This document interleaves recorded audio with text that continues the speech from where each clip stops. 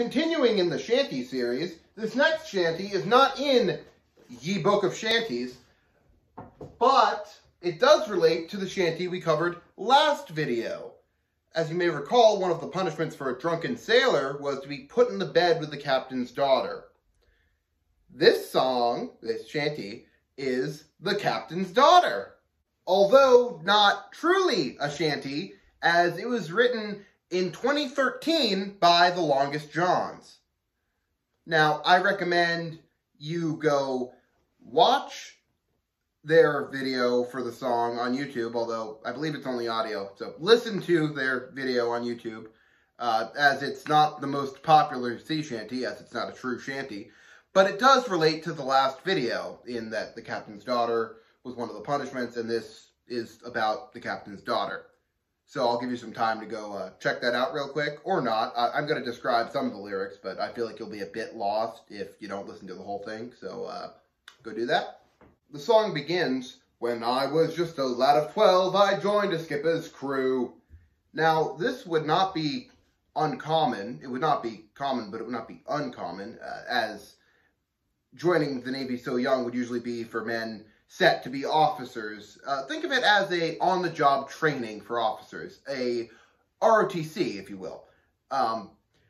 A Benjamin Parker joined the Navy at age of 11 in 1793, and by the age of 20, he was a captain. So this program for young men in the Navy worked out well for the men sometimes. It eventually was discontinued in World War II when a ship with 134 men below the age of 18 was sunk.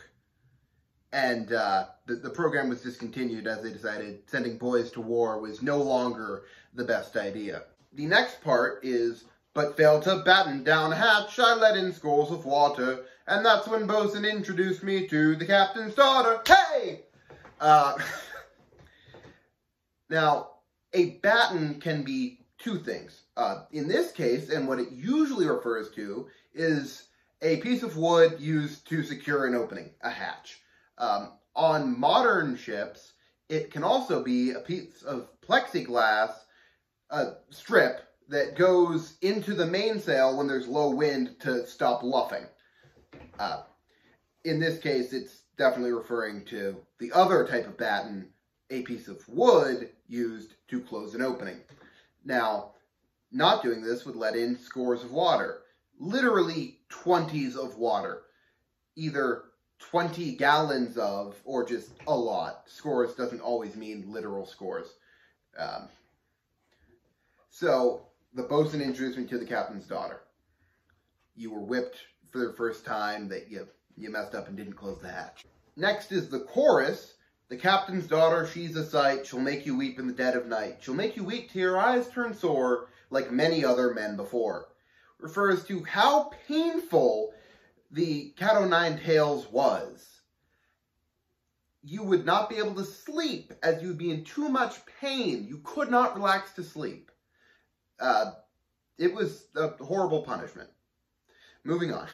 I'm going to skip the next verse, as it's pretty self-explanatory, and go on to the next one. In this next verse, it recalls an encounter in which men cower, and you see the problem with trying to intimidate your men into following orders is that if it's between you flogging me or me possibly getting shot, I'm going to choose getting flogged. It's a far better option, depending. Other men that would be enough to rouse their courage. In this case, for this crew, it's not. Additionally, the captain says to belay the orders of the first mate. Belay means cancel that out, at least for now. Think of it like delay, however, it may be indefinite. The final verse of this song is some certified boomer humor.